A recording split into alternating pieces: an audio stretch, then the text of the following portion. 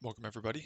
This is Rev Games, and this is going to be some pre-recorded gameplay, which is a little bit rare. I've mentioned it a lot of times. I like live gameplay just because you don't have the benefit of hindsight. You can't look at your opponent's hand.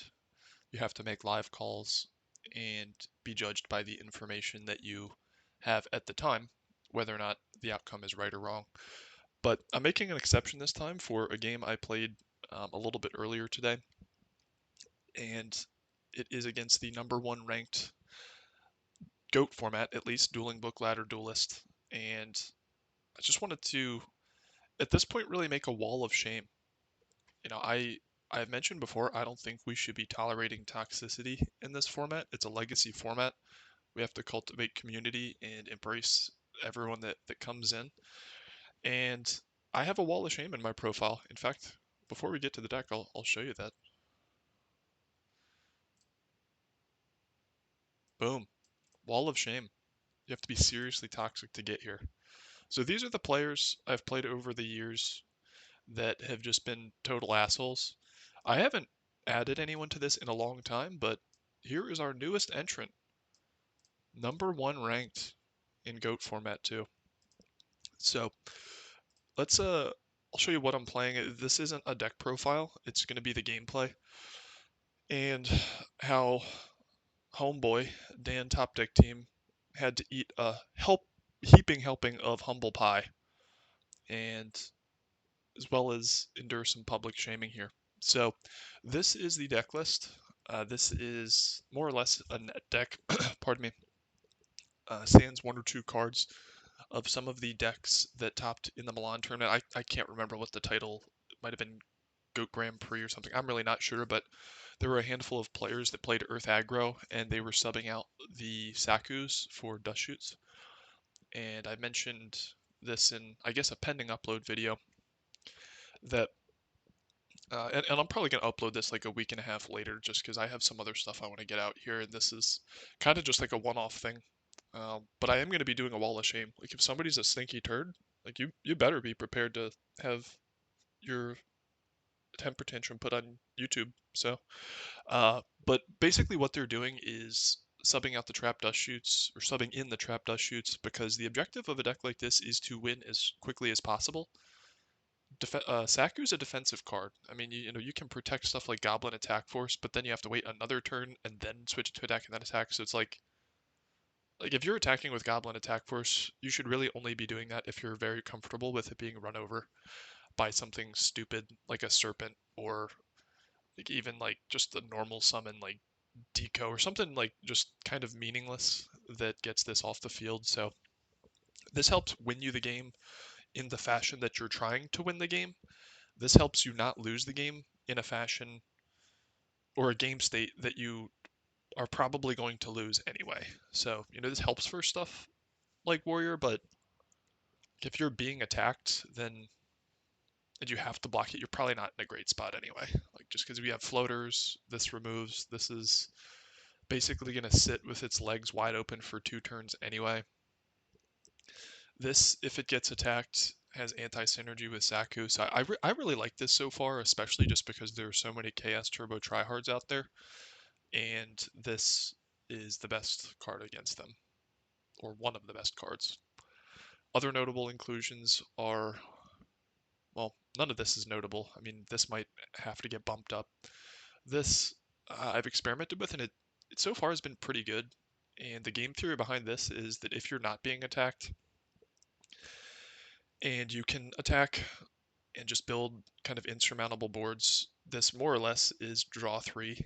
Um, so, yeah, I don't know if this is good or not, but it for the games that it comes in, it's served me pretty darn well. Like, whether or not it's a mirror or a warrior player, this I'm trying out to side in.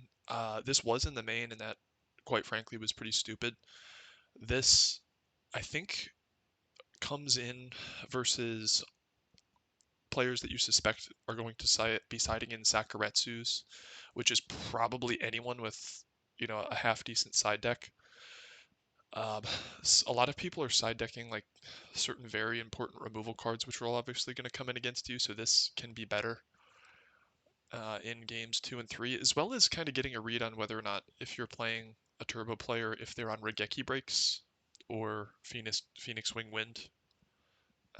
Phoenix Wing Wind, this probably doesn't come in. Walk, I think, is self-explanatory versus turbo. You know, this actually kind of sucks in the main. I had this in the main originally, but that was me more anchoring to torrential good, put it in deck. Torrential in this type of deck, you're only activating if you're losing, and if you're losing, you probably have already lost. So this has to come in versus something that you suspect is hiding in goats, because it's probably just better to blow up the board if they're going to summon goats anyway, or something that you need to have an out, like blow up the board out to, like Reasoning Gate or whatever it might be. So that's really it. You know, these are good versus Warrior. These are not super good versus Warrior, but realistically, you can go toe to toe with most Warriors with this deck, even if your deck or main deck game one is not optimized for that type of matchup, because they more than likely are going to be forced to solemn at some point, or they might solemn somewhat earlier than they otherwise would, and this is a deck that can finish off games if they pay half their life points quite quickly. So that's a review of the main deck. I probably going to continue tweaking this. The few games that I have played with have been very promising. You know, Book is definitely a flex spot. This trap lineup just seems really good, though. I really like it. The other thing I'm on the fence about is adding 2 spies. Uh, Spy is the best defensive card in the format, but it's also pretty good offensively, and it makes things like Mindcon better because there are quite frequently times when I've Mindcon spies and wanted to get my own spy out. So I'm on the fence about that. I really don't know whether or not spy is worth including. The games I have played with it have been really good, so maybe I should, listen to my own advice and say if it ain't broke, don't fix it. But this monster lineup is just already kind of tight. Like, we're not running a lot of defensive traps, so if we get too heavy on monsters and don't have defensive traps, we're just going to brick, and you're just going to draw all monster hands, and it makes your Gigantes worse, which this is one of the best cards in the deck, of course, but it's also a game-losing card, where if you draw this card and don't have a way to play it, like, it's really bad. Like, and because the power level is not on, like, the level of BLS or Sork, for it to be good, you have to immediately be able to just jam it at any point in the game. So when you draw these and they're not live, it's quite shit. That's another, criticism of bringing this in, but this helps versus Spy. You're already running a Warrior toolbox, so I don't know. This is pretty good. I just don't think we have room for spies. The rat box I don't think could ever be cut. Like this. This is just so damn good. Like I'm surprised how good this has been. Like just when you kind of look at it, you're like, okay, like Rat gets like exiled, like Lily, maybe this itself. Like how powerful that is just insane. Or just having a floater that you stick, it's pretty good. But again, this wasn't meant to be a deck profile, but more just a review X post of some gameplay. So let's get into it. This is our opponent. This is us. We do win the rock paper scissors.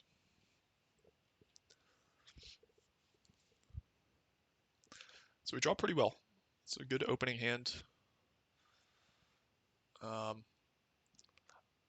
I am going to click through the next plays, and we'll see why, me clicking through some of these next plays is going to be relevant here, just because I'm not going to play this in real time. But so we open pot and dust shoot. I was considering whether or not to hold this turn one so that he didn't know what we're on, because him knowing what we're on is going to very much so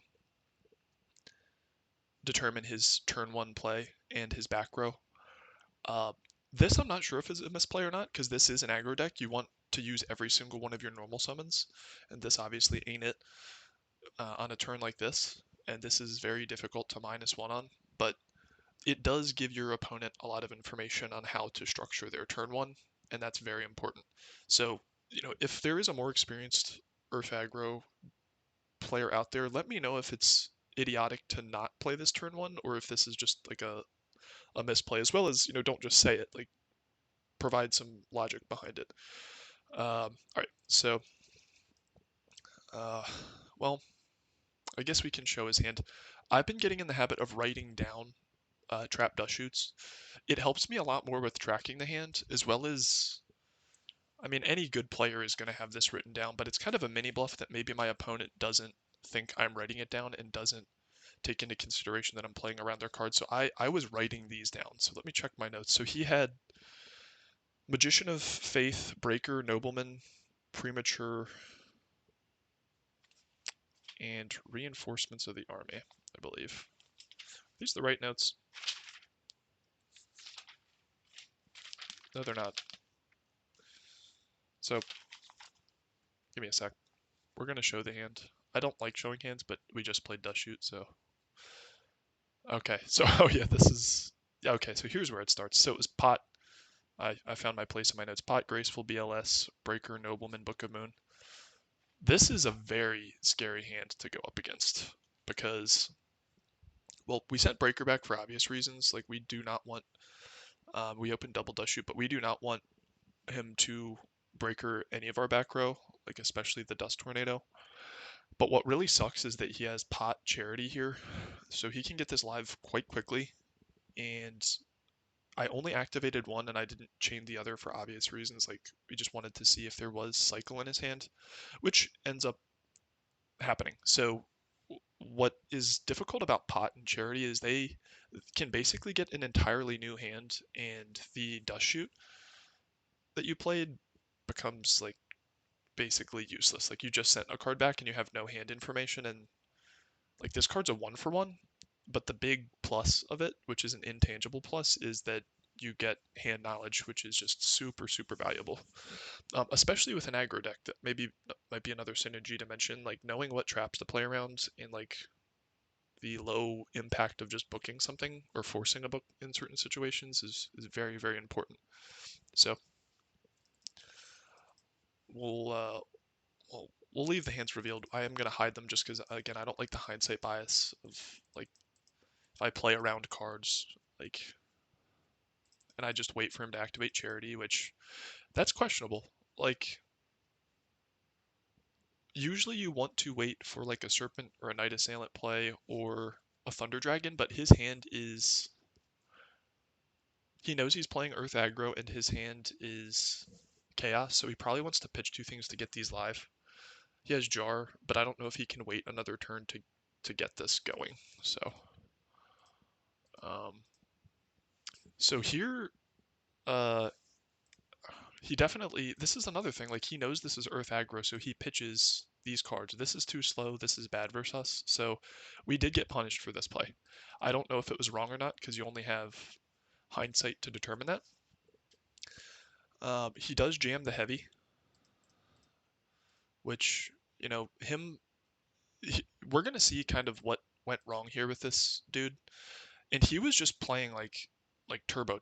Like, he just wasn't allowing time for responses. He wasn't thinking about any of his plays. And what I was planning on doing was Dust Shooting on Resolution of Charity.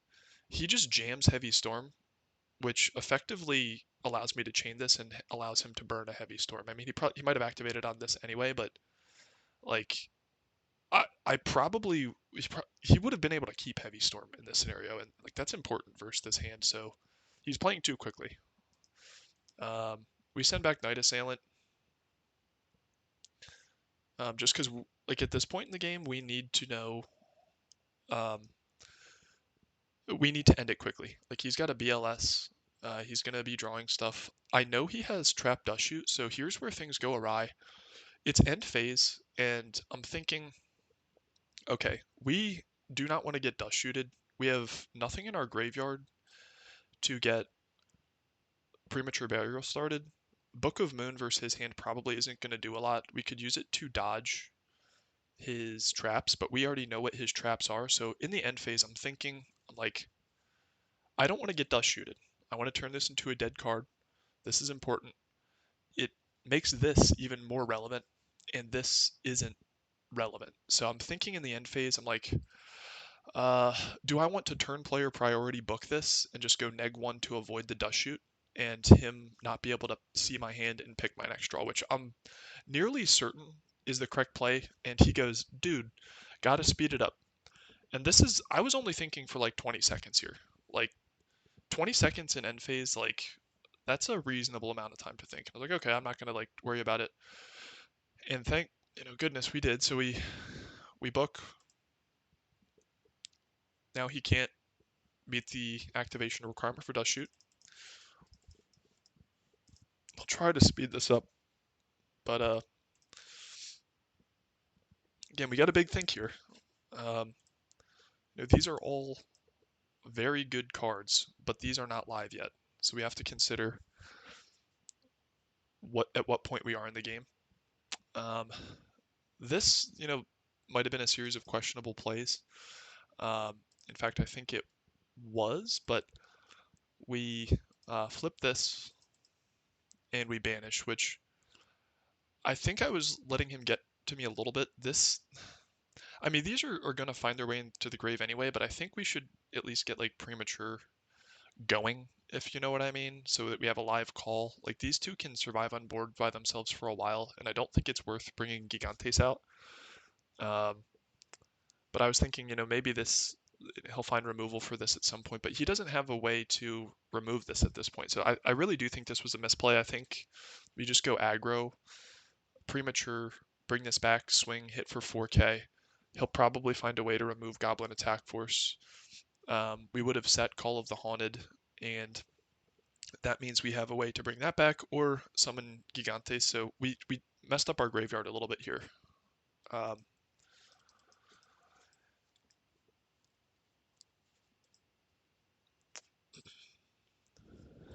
all right.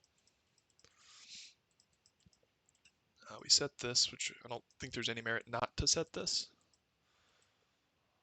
He sets Deco, hits us with the jar, which I guess he's making the read that, in fact, I'm nearly certain that he's making the read that we're going to dust shoot him again. But after seeing 2 dust shoots, and you can just set book and then jar, and then like this ordering just seems very bad. Like he's playing quickly, he's a turbo player, like yippity doo dah. But wouldn't it be better to just set book, like which you're probably going to want to set to the board anyway, and then not have to commit your normal for the turn, and then just jar first, and then see whether or not you want to deco? And you know what? I said I was gonna hide hands, so we're gonna uh, show our hand.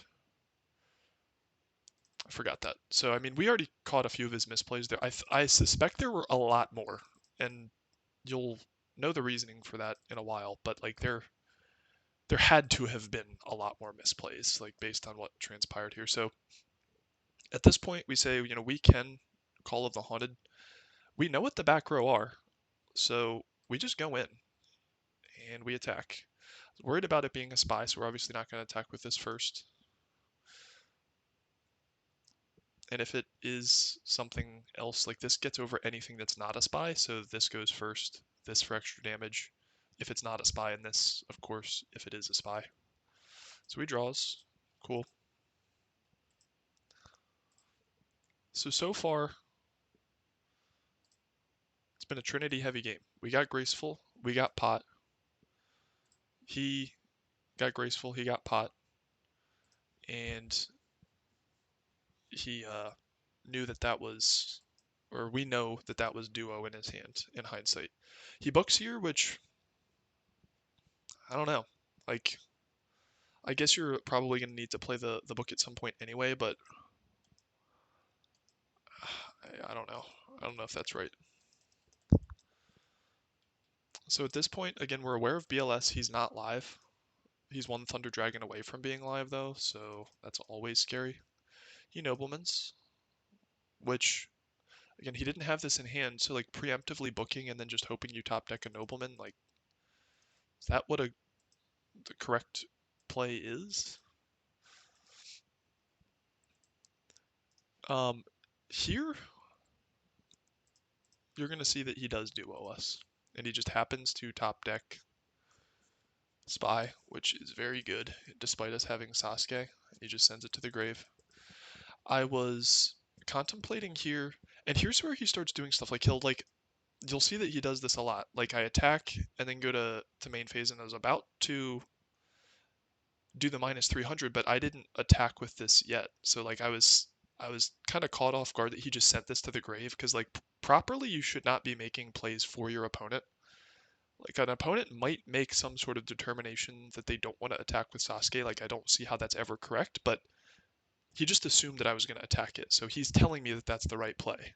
That's that's what bad players do. Bad players assume the right play for their opponent.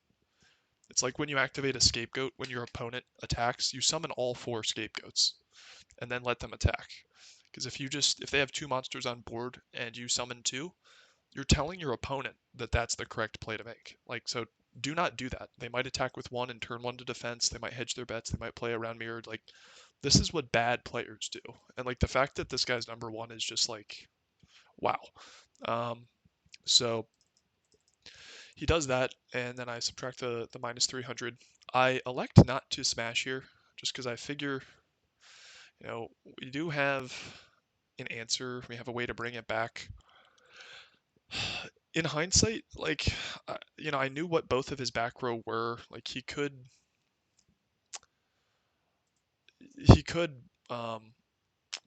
I didn't know what this back row was, but like, I made a read that if he's not activating like on this type of interaction, that it's probably, you know, okay that we're going to get another attack in here. Uh, I think this just has to be a misplay, especially because next turn we have lethal if this sticks. So we get punished here. I'll take my medicine where medicine's due. We got fucked by duo because I was again a little bit taken aback. Like he like right after I attacked was like minus 300, and he like started getting like real pushy with stuff later on in the game, and I was like, it does affect your mental. So um, here we top deck the nobleman. We play it, and then we go to the next game. And then he says, obviously. So he's obviously flustered. And, I was thinking about like when I was siding, I was like, I'm not going to respond to this, but like, I don't think he has any room to complain. Like he got triple Trinity in his opener against me. And, if you open triple Trinity and you lose to a top deck nobleman, it's pretty obvious that both players got lucky, but let's not act like there there weren't places for room for improvement for both players. So like that just like keep it to yourself, dude.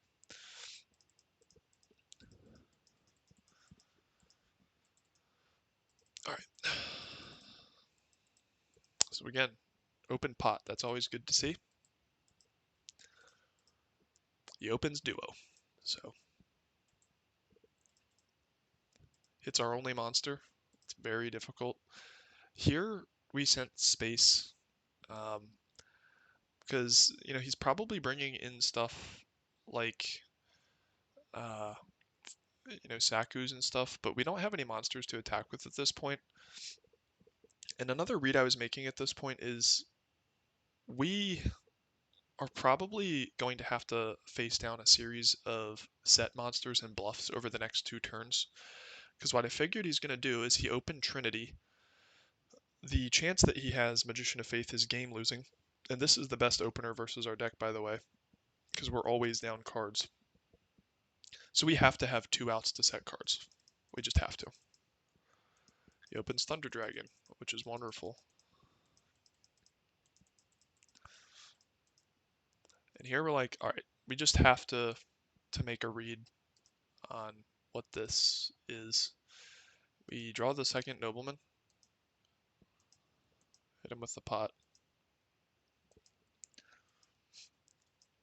We get a little greedy here and say, mind con for the potential to get back our Trinity just because he didn't know Trinity was in our grave. So I don't know whether or not like setting a bluff serpent is the best. Um, And it's kind of a 50-50 thing. It's like, look, the most likely time that they're going to have, out to your face down, might be turn one, but if they don't have it, they don't have it. So, maybe you want to force a few back row mobiles first before committing your like Magician of Faith to get this back. But like the way I see it is like I don't know if you like really should be playing the long game against Earth aggro. Like, if you get too greedy with your stuff and you just don't jam a Faith, like this did end up being correct for him, but like do you have the time to start bluffing for 3 turns versus a deck like this? I'd say no. And I left it face down, like bluffed a knock. This hand isn't shaping up to be anything too special. In fact, it sucks ass. We decided not to commit Gigantes because I was just figured I'd set a knock and bluff it. And we kind of want to be able to get a plus off this. As much as this deck doesn't play for card advantage, we want to run over something, we want to crash it and clear back row. Like just going for 19 into then facing down a set serpent isn't really going to get us anywhere next turn. So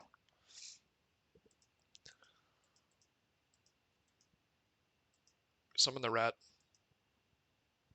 Again, I can't see any viable scenario where we can afford to play into too deep of a back row here. I don't know what that set is. I have no hand knowledge. You can bet your bottom dollar that it's something defensive.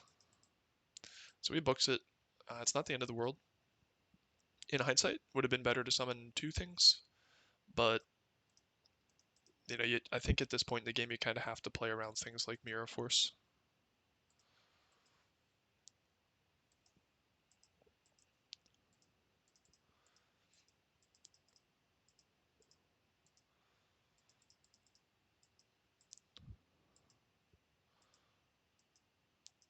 All right, so we're nobling that, of course. We elect to banish the rat just because these are much better with Call of the Haunted or Premature Burial. Saku's that, and we're not super upset about that. We really aren't. We're going to take another 16, and here's a kind of highlight of having to use your life points as a resource as opposed to just card advantage. We have absolutely no reason to summon this.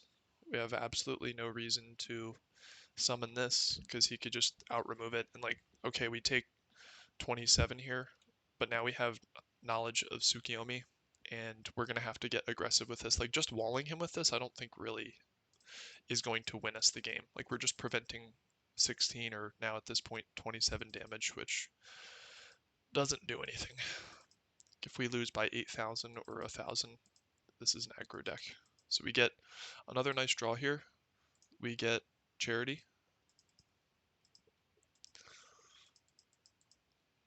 And draw 3. We pitch the rat. This is a think because it's a lot better to have Gigantes be able to attack over this without having to worry about getting its shit pushed in. We need this because he's going to try to wall us if we establish board presence. This I was thinking about keeping due to Spy, and I end up discarding this, I believe, because, this can swing for 23 and get over basically everything in his deck, but he's at 7,000 right now. I don't think Goblin Attack Force at this point in the game does jack shit. Like, we kind of just have to clear out a back row. We have to swing with Gigantes, and at least we have 16 and 19. Like, this does nothing. This is going to get defensive, and, like, this could seal us the game at some point, but we're just not at that point in the game state where we can attack and finish the game. So, that's what we like to do. We clear out a Dust Tornado, which is whatever. And then we start getting aggressive. And we have a hand read that Tsukiyomi is in hand. And this gets, taken care of by Tsukiyomi, but we didn't really have a choice. Everything else would too. This is Tsuk proof, which is always good. He brings out Tribe, which is definitely scary. And he, I believe, clears both of them here. Yeah, and he pitches a Spy, which is kind of crazy.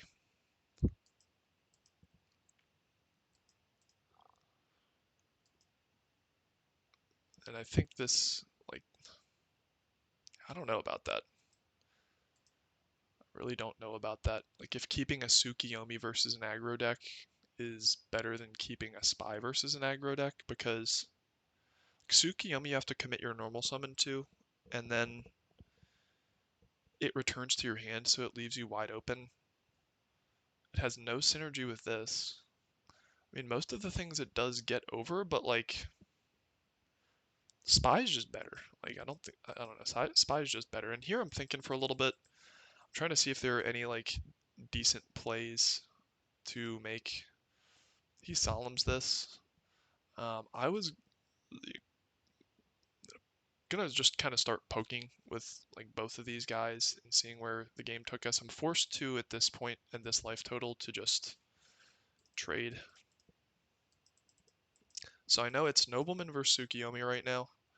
I set this, and you know there's merit to both things. This plays right into Breaker. He top decks Magician of Faith, which is lucky, but we do have an answer.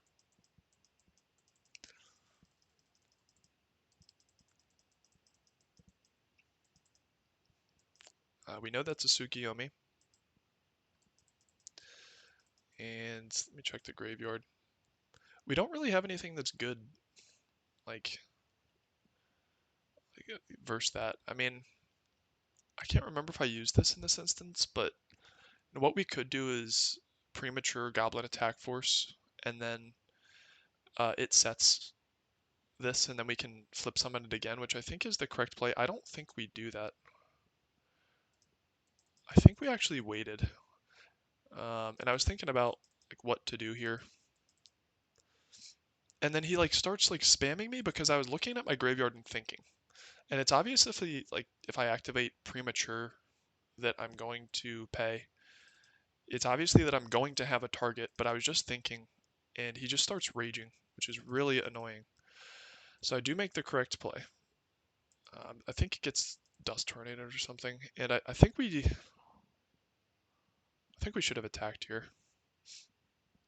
I think we should have. I don't see any real downside to that, but I wanted to see what our draw was next turn, and he can't like flip this unless he draws a monster. And well, we'll see what happens.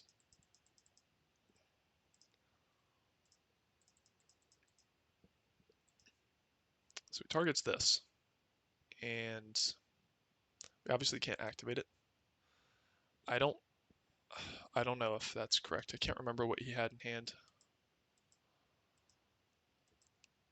Um, we totally messed this up now that I think about it, because like I think what we were thinking about was ringing this, but we couldn't ring this,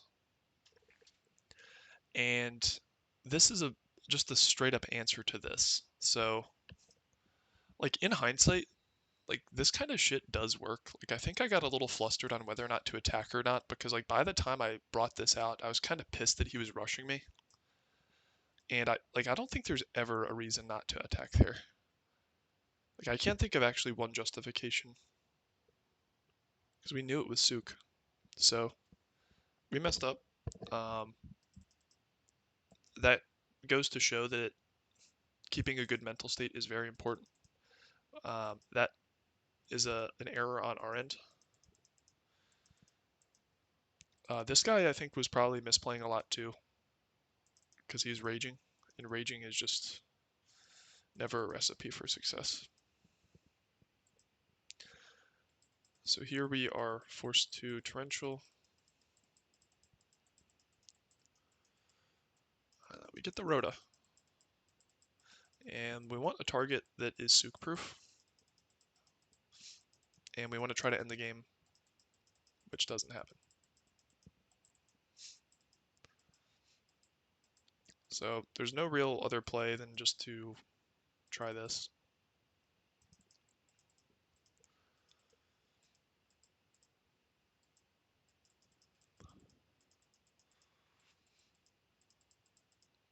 and he rings us for game. So uh, that's it. Game 3.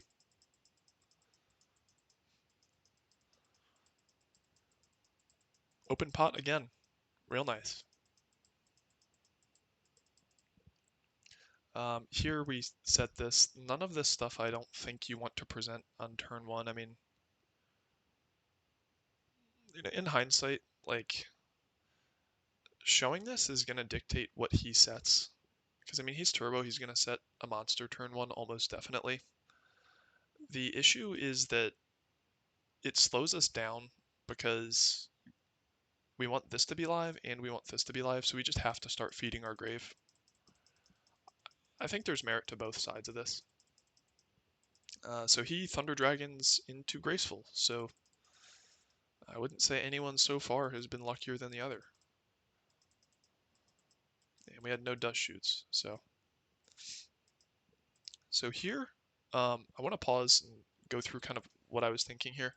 He has Trinity and Grave. We, from this point, also have Trinity and Grave, so if we can Mind Con something like a Magician of Faith, that really puts us ahead. So rather than just blind Mind Conning, what I decide to do is summon Mystic Swordsman level 2 and attack.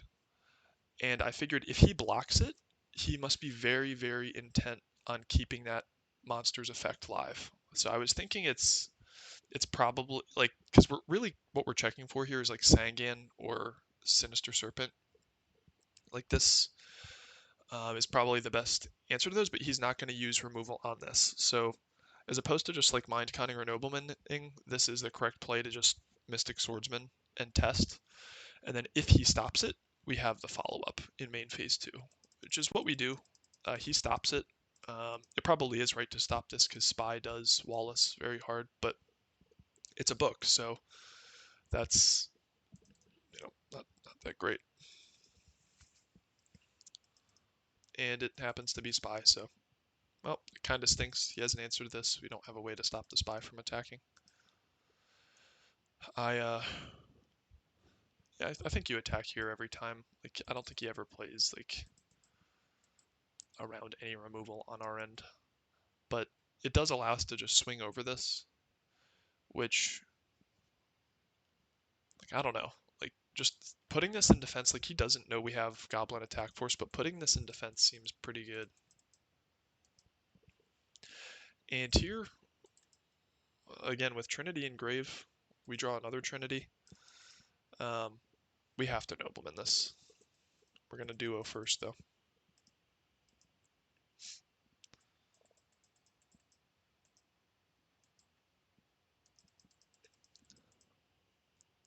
And then he keeps on pressuring me, says, you got to speed it up. And I know I'm just clicking through the play buttons here, but I wasn't taking more than like 30 to 40 seconds like on some of these turns. Like I know you're a turbo player and you want to like get to the top of ladder and play one game every, 5 minutes or whatever, take 15 minutes per match, but I want to win. Like I I don't want to just play mindless low like low floor turbo all day. And I'm going to go on like a mini rant here, which is like this deck, Earth Aggro, is a lot harder to play than this deck.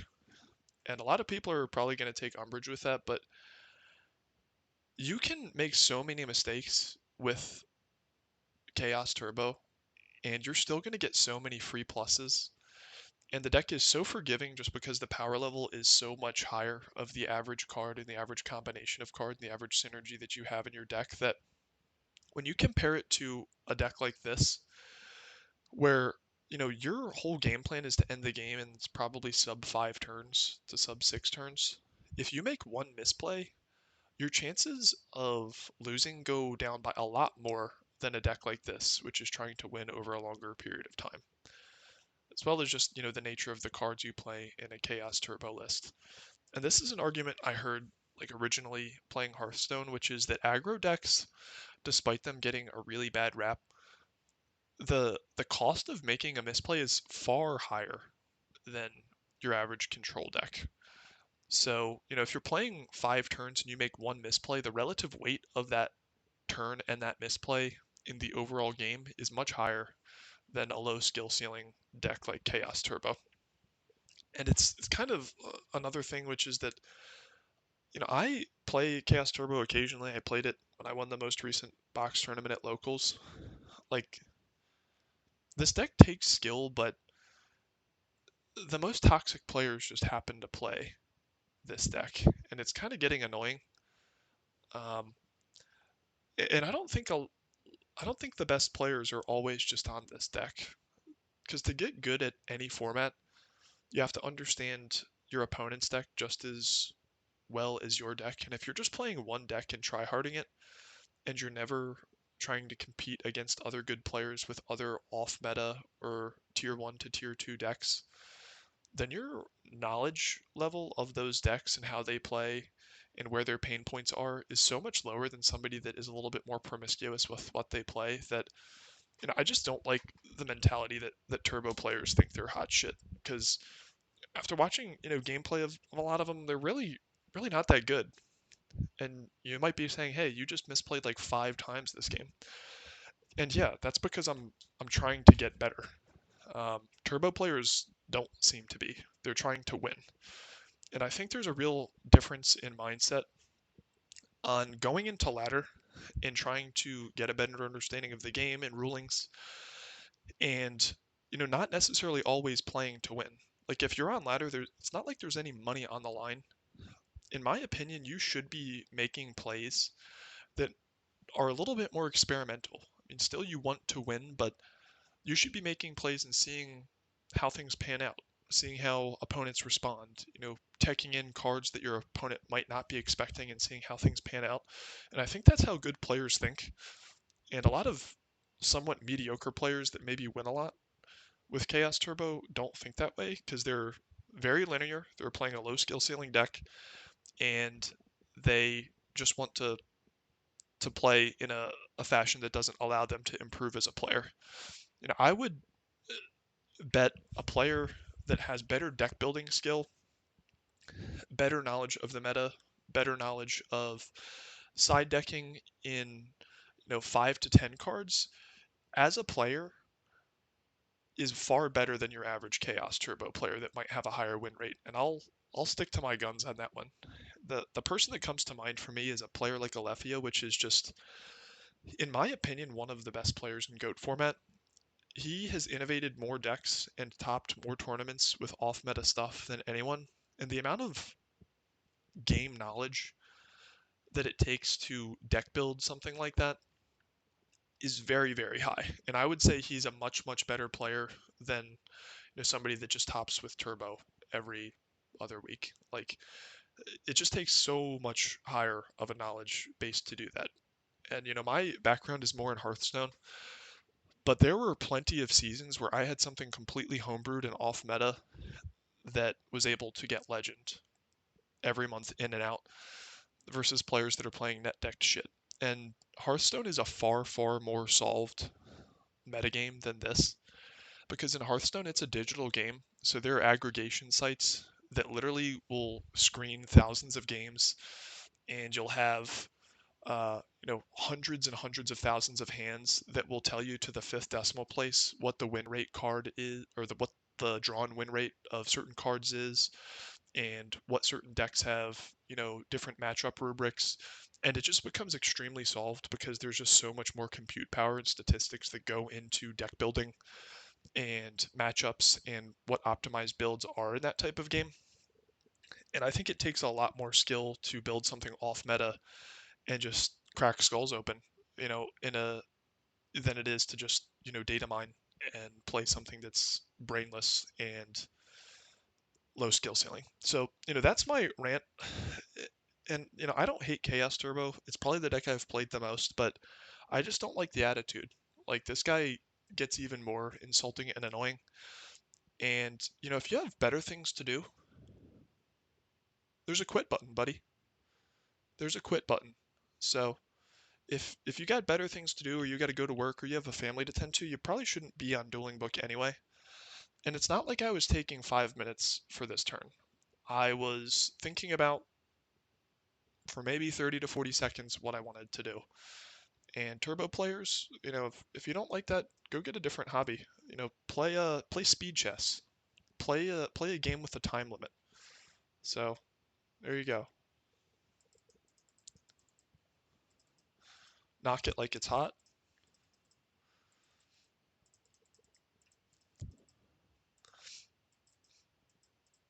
Blow this fool up.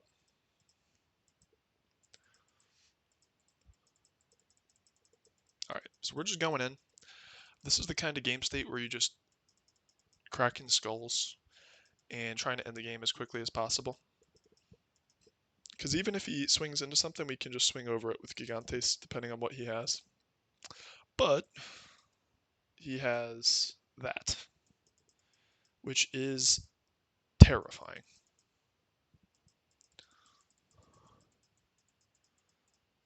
Um, yeah, so he attacks over, and we do have the Minecon for this. We do have Minecon for this, and I was like, okay, we have an out to this premature burial into Goblin attack force, but then this effect destroys premature burial, which destroys Goblin attack force. So I just figured it would be better to wait and seeing if he can commit some back row so that we can sweep the back row with this effect too. Because, us having a Mystic Swordsman in hand and then having to play this premature is not going to get us anywhere. So we do wait. And we're still in standby phase here. And I stayed in standby to think, and he starts spamming like this. It's like, okay, dude, chill out. And then I'd say target Goblin, and he's doing that same shit. And in real time, this is a lot different.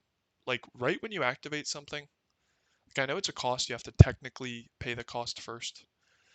But I activate this, and I give him the target, which is what most players want to know anyway. I mean, I know I'm going to play the cost, but I want to let him know the target so that if he has something like a Solemn, he has the information that he needs before we just start swinging. So I pay it, appease him in his anti-chaos turbo idiocy. He has the Saku, which again is very unfortunate. This hand, he got the charity. We had Trinity pieces, so that's in our favor. But 2 Saku, Spy, and Swords. This is a pretty good opener versus us. And this is a mini Trinity. If you think about it, Thunder Dragon plus Charity it's like another Pot of Greed, if not a little bit better. It is a Pot of Greed because you're actually thinning by 2 and getting a +1 and fodder for discards. So pretty even on draws here. Here we just decide to let him attack for a while. He hits for 19, but we're going to gain 1,000 every standby. So he's only really hitting for 900, and it's not really presenting that much damage at this point.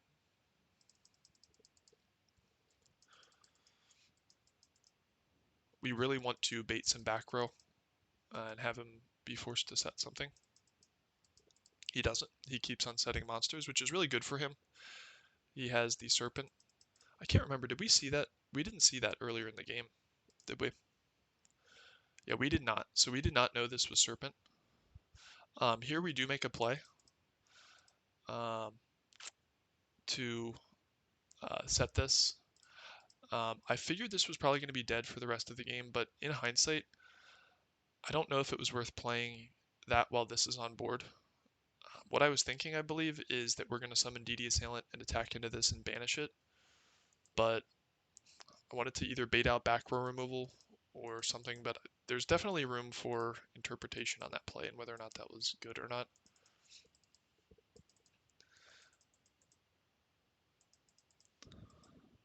So again, we're checking graveyards. We want to make the best play possible. We're trying to get a read on what's left in his deck and what we have to avoid. Taking the course of probably 50 seconds to a minute, and he starts getting salty again.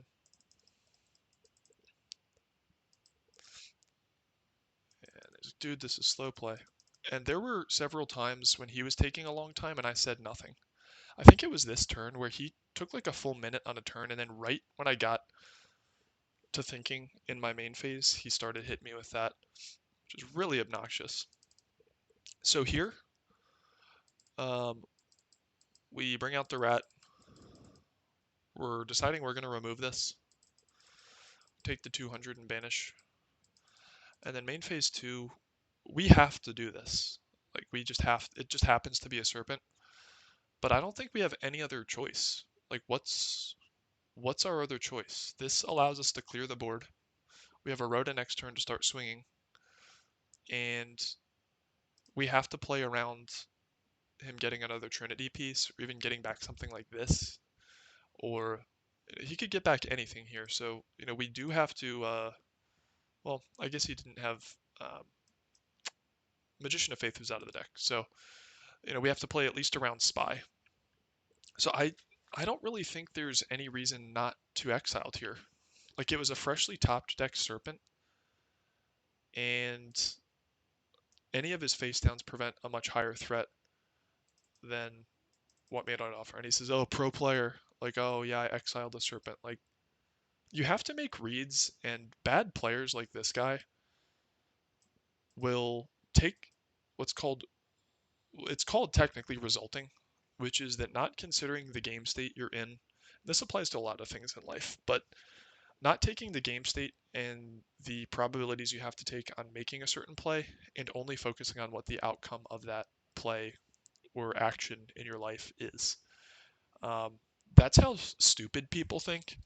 And to really drive this point home, like, if you had 3 cups on a table and you shove $100 bill into one cup, you shove $100 bill into another cup and flip it over and hide it, and then in the third cup you put two $50 bills in the third cup, and then you shuffle them real up, and you have no idea what's in any of the 3 cups, and you say to somebody, all right, you get to pick a random cup, and if you pick a cup, you have to say whether or not there's $100 bill in one or two $50 bills in one, and you pick two $50 bills and you pick one of the cups, and if that cup has two $50 bills in it, then you get to keep the money if you're right.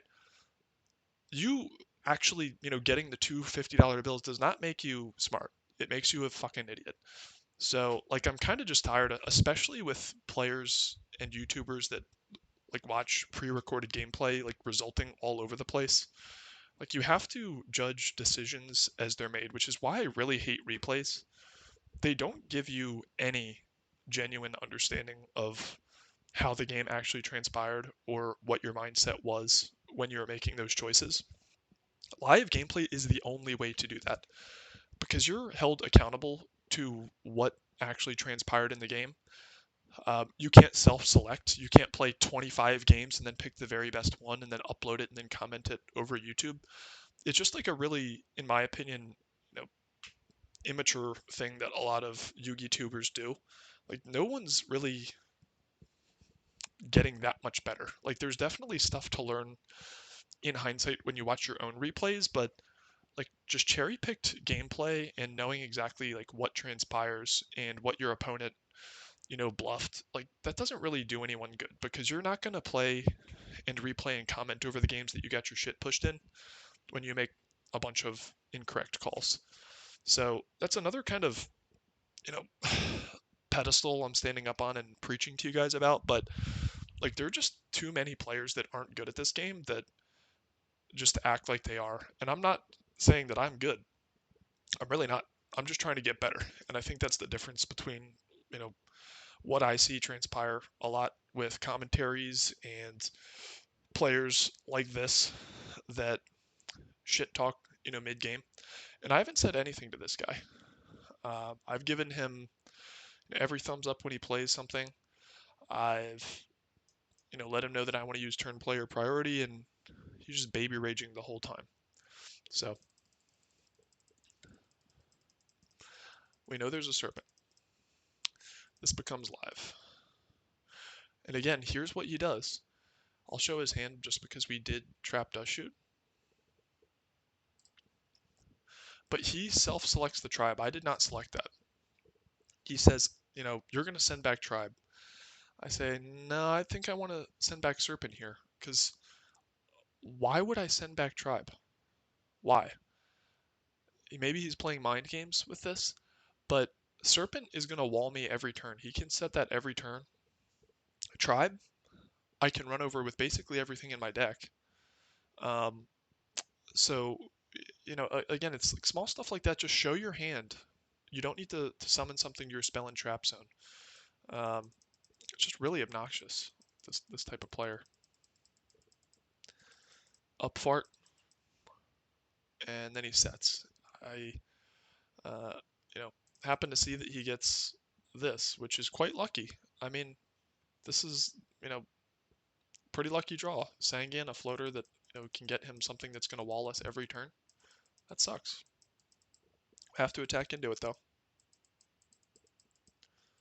Gets back the serpent.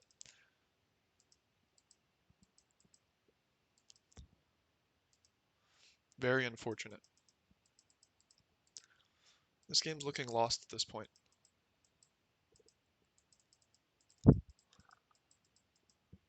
Get the Sasuke. I believe this was the only thing in our deck at this point that, pardon me, could get over this. I think we did have Goblin Attack Force, but if we Goblin Attack Force, then he's just going to summon Serpent and then attack over it, so we have to try to stick something.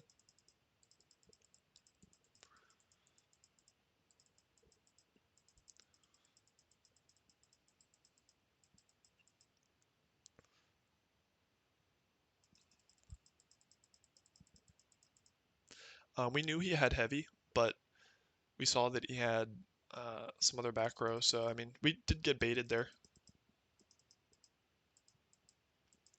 Have to attack. It's a deco, which is real fun for him.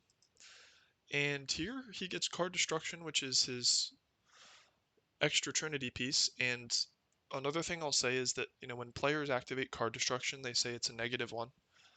Activating card destruction here is a +1 because you're pitching 2 dead cards and you're getting 2 more that are alive. And card destruction hits the graveyard. So this is, for all intents and purposes, a pot of greed. And one of the pieces comes back. So card destruction, when played properly, is not a -1. So we attempted to, wait a minute. Yeah, he didn't set that this turn, never mind. We attempted to ring that, and if we would have been able to ring that successfully, we would have won, but he was forced to solemn. Brings back the Serp. He's getting low on cards. So at this point, I'm thinking, I probably wasn't thinking at this point, I was still trying to end the game, but I summon this and attack, and I just want to see if the attack is going to go through. We decide to not activate the effect, which I think is up for debate. We're open here. We do know that no BLS has been played. So we know we're going to have to answer a BLS. The issue is that BLS is going to deal with this anyway. What I was hoping was going to occur is that we were going to be able to attack and then banish this and then attack with something else to just make him use his normal summons on this. And just stick this for the time being, which is kind of what we do for the next few turns. I don't know if this is right or not, but we kind of have to play to try to win here. Here we summon this, and he solemns it right away. What he was worried about happening is us attacking with this and then just attacking for game. I wouldn't have made that play anyway. I would have probably tried to pop something, just because against 2 back rows, we haven't seen Mirror Force yet, I don't think. Yeah, we haven't. I cannot afford to play into Mirror Force. which does come up a little bit later. And there he top decks the BLS, which stinks. Oh, we're still showing hands. Jesus. And this is looking pretty hopeless.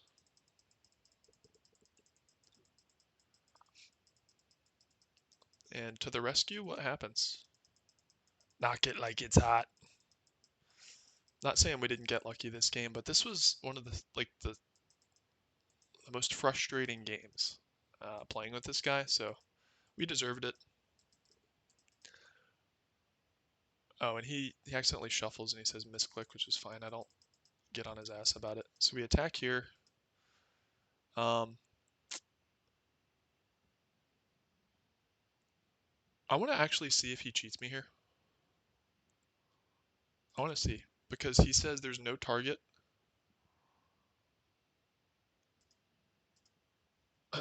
And I want to see if he summons a spy or draws a spy later. Because 2 spies? Like, what? That's very strange. I was meaning to check on this. We can't see his deck, but so he blind MSTs that. And here at this point, a turn or two ago, I was counting every card. I was seeing, okay, what is it that we have to play around? And I'm just going to look at the cards now. This ended up being a Saku. I was nearly certain there was a third Saku. I was nearly certain there was a Mirror Force. Like, if he's not on Mirror Force first this, then just wow, right? I know, a lot of the stuff that's on board. I think I've been clicking through this quickly, but I think we know that there's a Sook in hand at this point, because, yeah, he Sooked his BLS. And then swung. And then, I guess, so we know a lot of his cards. So what I'm trying to do is piece together what is remaining in his deck. And I jotted down some of the notes, but I was thinking, is there a second deco? We know there's a mirror. We know the Sook. We know the Serpent. We know this, even though he said there's not another spy. So I was saying there must be another spy in hand. Because I find it hard playing at this level that you'd ever be on 2 spies. We're going to see, I guess. And I was thinking at this point with what he has, the big question becomes whether or not he sided out his second sorcerer, which we'll see if he does. I mean, this is the first time I'm seeing his hand. But if he has the second sorcerer, we're probably going to lose. And we have to play to deck him out. That's what we're playing for right now. And, I, of course, deduced, ring was left and everything. Here we set this as a bluff. We don't really have any use for either of these at this point, probably. So what we do here is we see, what situations, and I was thinking for quite a bit on this, probably taking longer than 40 seconds, but kind of thinking about my plays, and he starts getting angry in the next few turns. But I have to figure out what types of plays allow us to not lose to Chaos Sorcerer, because that's the only thing that wins him the game at this point. So I'm thinking, and he's like, oh, you waste my time. And it's like, dude, you're at 2 cards. The game's nearly over. I have to piece together what I think is in the rest of your deck. Like, I have to. So I tell him what I'm doing, and then he says, I'm going to report you. Well, go ahead. So I decide to set the Goblin attack force. And I'm thinking here, but I can't think when he's distracting me. So I set it just because he can banish the Swiss Sork. He can attack over this, but I think that puts him on a slow enough clock where we can very likely win, especially putting this in attack is scary.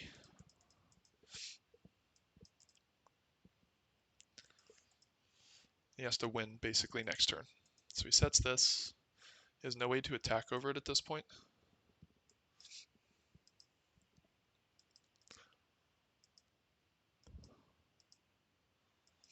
It goes to hand, and at this point, we're pretty sure we just win.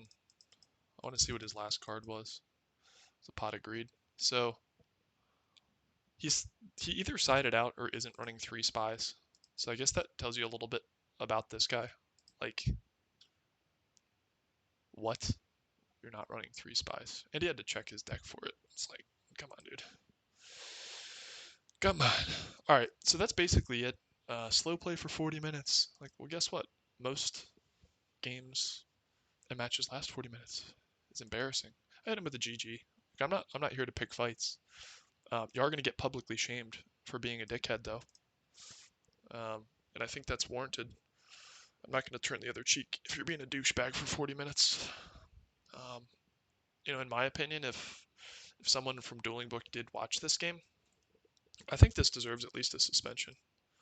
If you're just gonna be a turd the whole time, like, go away. You could have quit if you don't want to play this long. 40 minutes is a totally appropriate amount of time, and I don't even know if it was 40 minutes. It could have been less to play a match of Yu-Gi-Oh. That's why tournaments are 40-minute rounds typically. So, uh, get fucked. Enjoy your shit being on YouTube. Yeah, this is coming off as salty, but I was courteous to you the whole game, and you were a stinky, pushy turd the whole game. So, this is what number one looks like. Number one can't control their mental. Number one harasses people. Number one makes some very questionable plays. Number one either doesn't run or sides out spy. So that's really all there is to it. Um, Let me know what you guys think. And he's going, I'm going to report you. It's like, okay, dude, go for it. Then he leaves. That's basically it. This was a very, very sweet victory.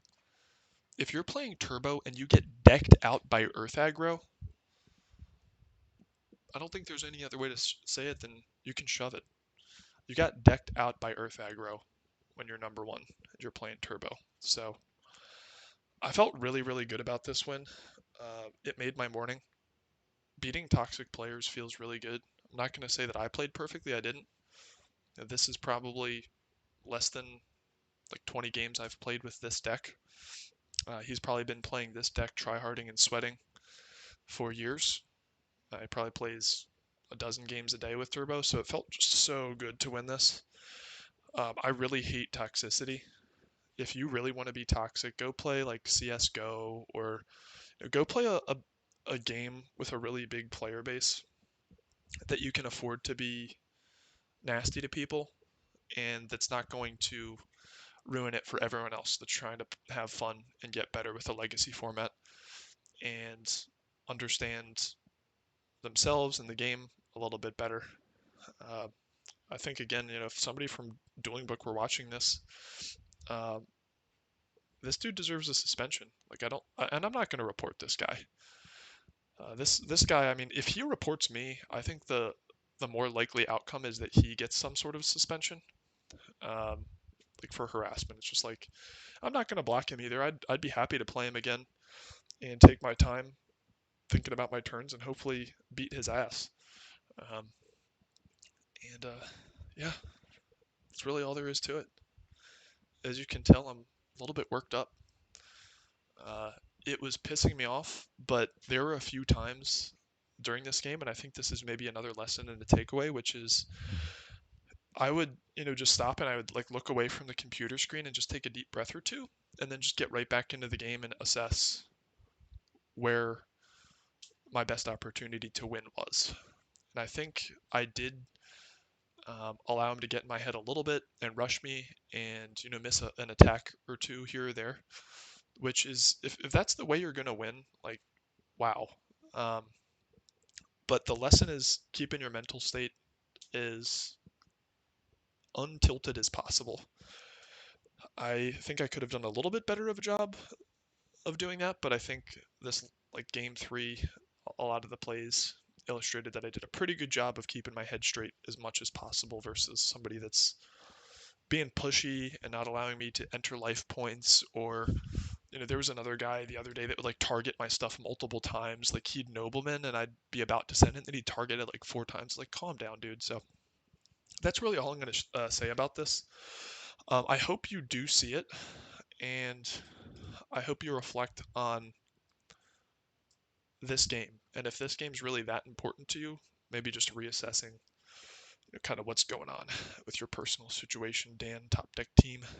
Because we're playing a 2005 format, with maybe a few hundred, 1,000 players. I don't know how big it is. A lot of people are trying to have fun, and all you're going to do is drive people away. And if everyone were like you, then there would be no player base. There would be no player base. If you're going to drive new players and players that don't have a thick skin to just quit and play modern or a different game, then you're the problem, not them. So uh, I will see you guys later. Hopefully, we can have some more positive, fun live gameplay. I am going to be playing a lot of different decks. Trying to learn Edison enough to play anything that takes a modicum of skill.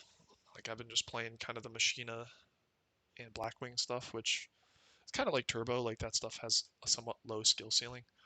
So hopefully I can play some more skill intensive stuff. But that's a very hard format to learn. The card rulings and interactions are just so much more complicated. I feel like I have a decent grasp on Goat, and I know, what the cards do at least, unless somebody's playing some really crazy shit.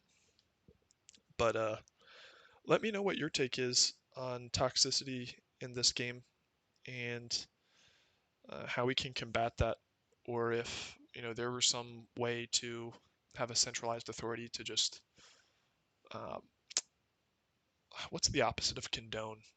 I'm trying to think of the word. I can't remember, but maybe just like some way to just have people not be like this. Um, like if your opponent's really taking a long time, or like you think they AFK, like I get it, but like anything under a minute is totally fair game in a card game.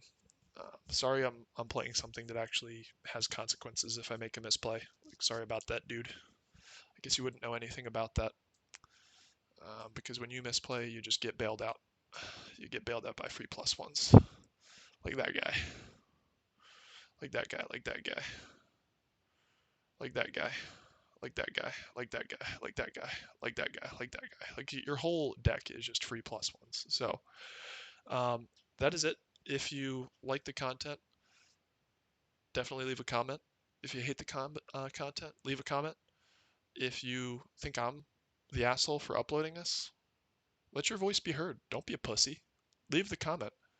Um, and if you like my content on a longer term basis, subscribe, drop a like, drop a dislike. I don't really give a shit. This is a little YouTube channel where I go on mini rants and don't give a flaming fart. So dislike the video. I really couldn't give less of a shit. Just let me know what you think, and thanks for watching. It's been a long video.